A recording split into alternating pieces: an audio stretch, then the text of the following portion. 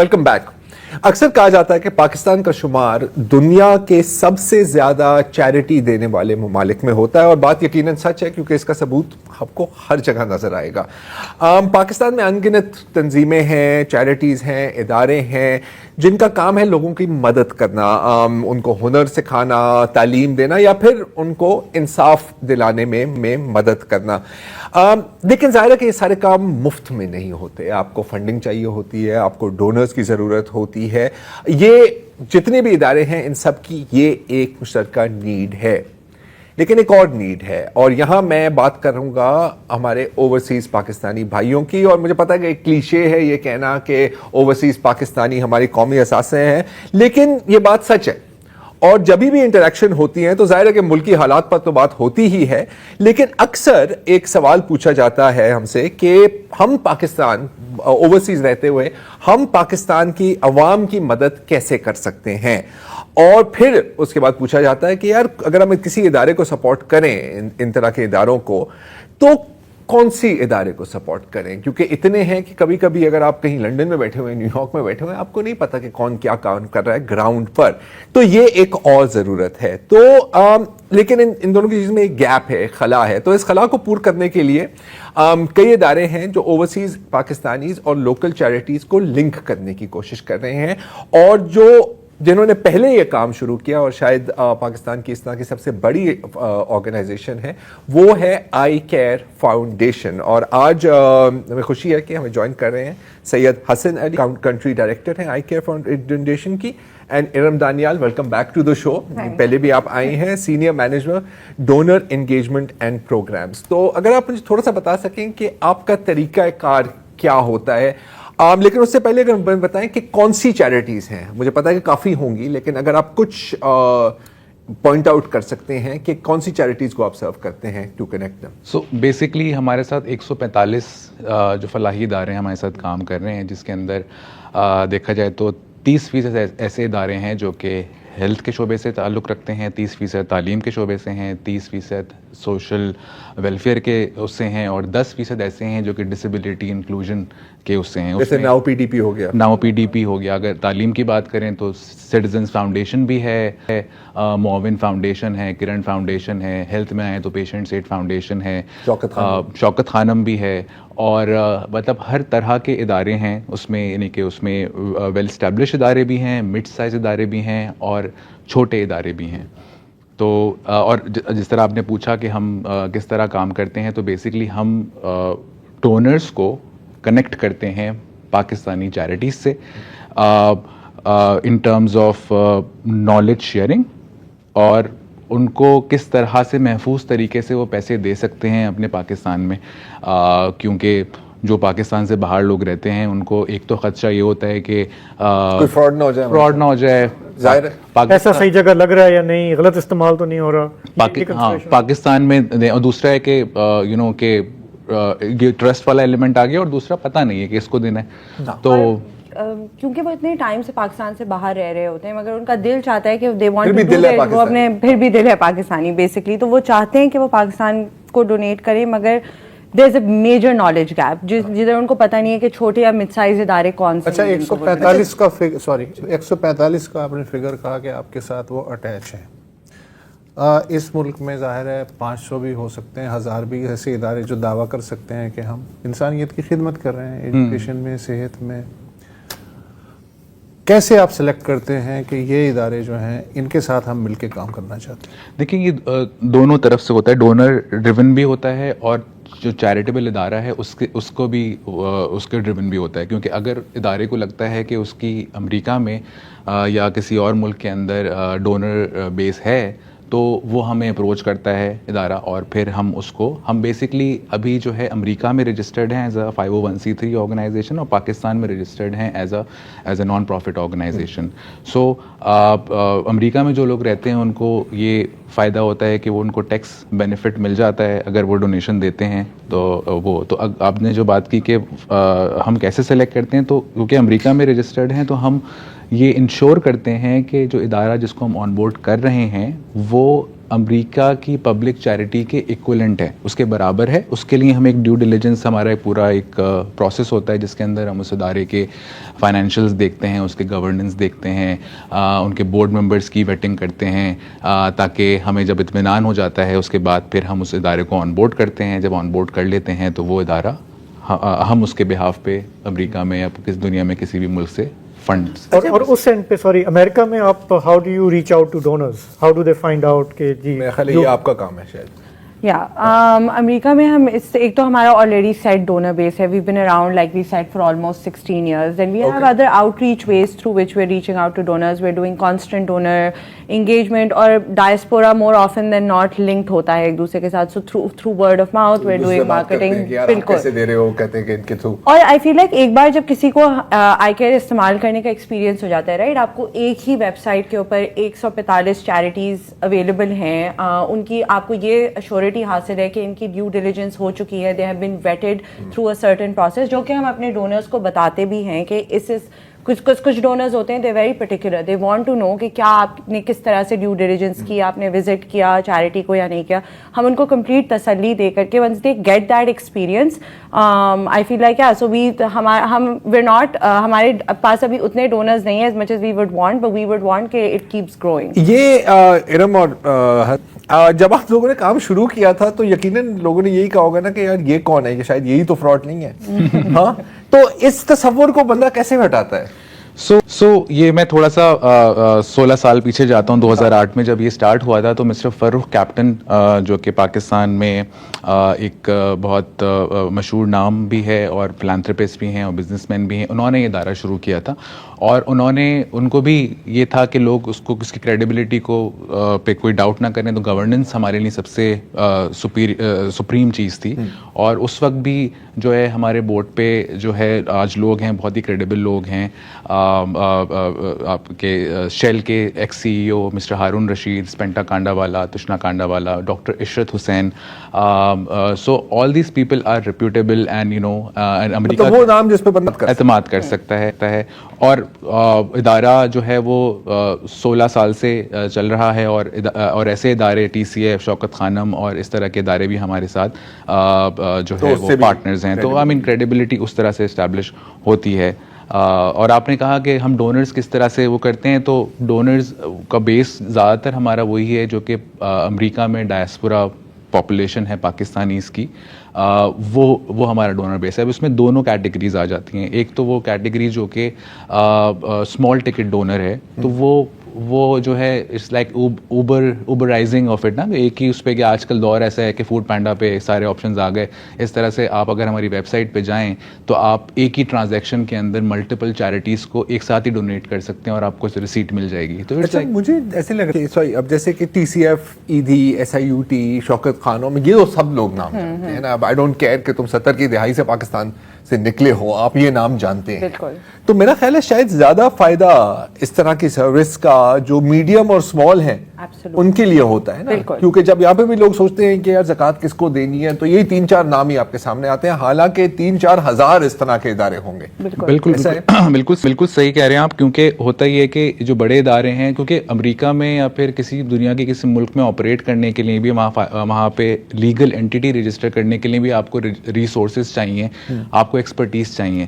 اب for example کسی نے ابھی ادارہ شروع کیا ہے یا اس اسٹیج پہ پہنچے نہیں ہیں کہ ان کے پاس اتنے پیسے ہیں کہ وہ کام کر سکیں, تو ایک طرح سے ہم نے اس ایکسیس آف فنڈنگ کو ڈیموکریٹائز کر دیا ہے کہ آپ نے ادارہ بنایا ہے, آپ کے پاس اتنے پیسے نہیں ہیں کہ آپ اپنی اینٹی بنا سکیں, لیکن آپ کے تھرو آپ کریڈیبل ہیں, ہم نے آپ کی ڈیو ڈیلیجنس کر لی ہے, now you can actually access that funding. اچھا, میں یہ پوچھنا چاہ رہا ہوں کیونکہ امریکہ کی بات ہو رہی ہے, ٹرمپ صاحب وہاں آ گئے ہیں, U S A I D کہ فنڈنگ بہت ساری رک گئی ہے, پاکستان میں بہت سارے پروجیکٹ جو ہے وہ بند ہو گئے ہیں, فریز ہو گئے ہیں. اس کے بعد آپ دا وے یو ریچ آؤٹ یا ڈونیشنز جو ہیں پاکستانیوں, کیونکہ ہم بات کر رہے ہیں کہ جی ہمیں سیلف سفیشینٹ ہونا ہے, ہمیں نہیں کرنا چاہیے N S R foreign add پہ. Has that change any thing for you? سو ہمارے جو پارٹنر آرگنائزیشنز ہیں ان کو ہم نے ابھی ٹچ بیس کر کے وربلی تو ہم نے ایک فیڈ بیک لیا, لیکن ہم ایک پراپر سروے کر رہے ہیں ابھی ان 145 اداروں کے ساتھ, جسٹ ٹو انڈرسٹینڈ کہ ان پہ کیا امپیکٹ آیا ہے اس یو ایس ایڈ کے اس سے. لیکن ہمارے جو ہم نے جو ابھی تک اندازہ لگایا اس سے اتنا زیادہ امپیکٹ ہمارے جو آپ کی جو بکٹ میں ان پہ نہیں آیا ہے. کچھ ادارے ہیں جن کو آیا ہے امپیکٹ, اور مطلب ہمارا اس میں فیڈ بیک یا کہہ لیں کہ ہمارا جو ہمیشہ مشورہ ہوتا ہے ان اداروں کو, جنرلی اداروں کو, کہ اپنا جو انحصار ہے وہ ایک اس پہ نہ, جس طرح بزنس بھی آپ کرتے ہیں تو آپ کہتے ہیں کہ ریونیو کانسنٹریشن آپ نہ کریں کسی بھی چیز کے لیے, تاکہ اگر وہ ریونیو ہٹ گیا all your eggs in one basket. No, I was actually thinking کہ اب پاکستانیوں کو کیا آپ ریچ آؤٹ کر رہے ہیں کہ اب آپ نے اسٹیپ اپ کرنا ہے, تاکہ سرکار کی طرف سے جو پیسہ آتا تھا ایڈمنسٹریشن کی طرف سے وہ بند ہو گیا ہے, you need to plug this gap. تو میں اس پوائنٹ آف ویو سے ذرا سا سوچ رہا تھا. میرا خیال ہے ہمیں شاید بریک کی طرف جانا ہے, واپس آتے ہیں تو پھر بات کی.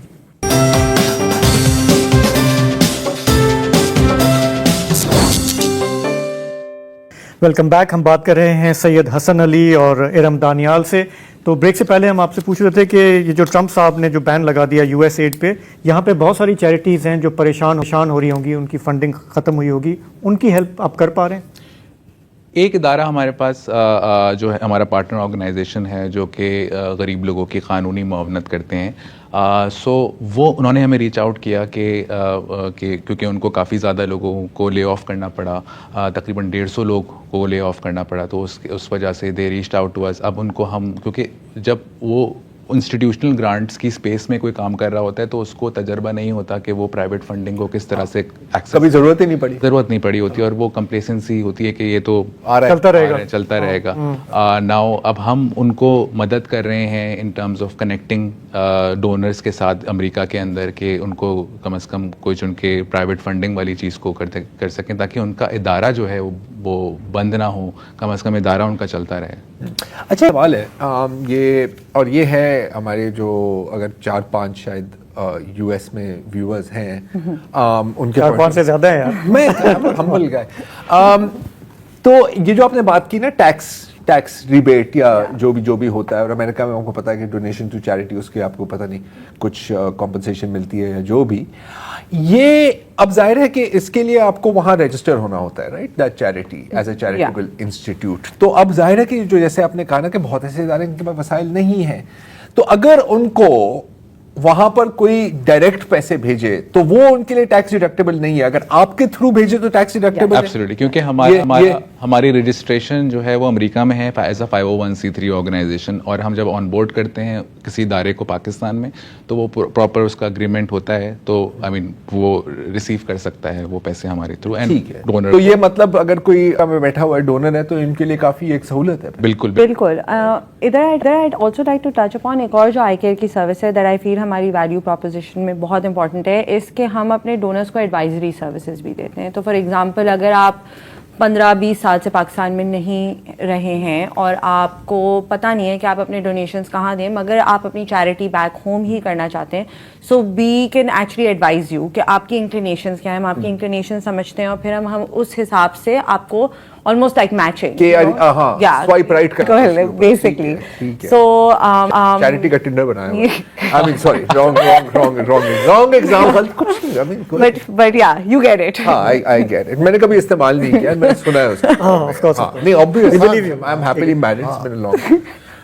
So آپ تو چلیں. اچھا ٹھیک ہے. نہیں, سو آئی کیئر کے بارے میں جس طرح سے آپ نے بتایا, میرے لیے تو یہ انفارمیشن ہے, آئی ڈنٹ نو کہ اس طرح کا کوئی پورٹل میں بولوں یا کیا بولوں ایگزسٹ کرتا ہے. پورٹل ہی ہے, رائٹ. زیادہ ٹائم آپ نے لیا ہے ایکسپلین کرنے میں because you are the country director. میں آپ سے بھی پوچھنا چاہ رہا ہوں ارم کہ پچھلے 1 سال کے دوران آپ نے کوئی چینجز نوٹ کیے ہیں کہ ہمارے یہاں کون سی چیریٹی زیادہ سامنے آ رہی ہیں کسی خاص سیکٹر میں؟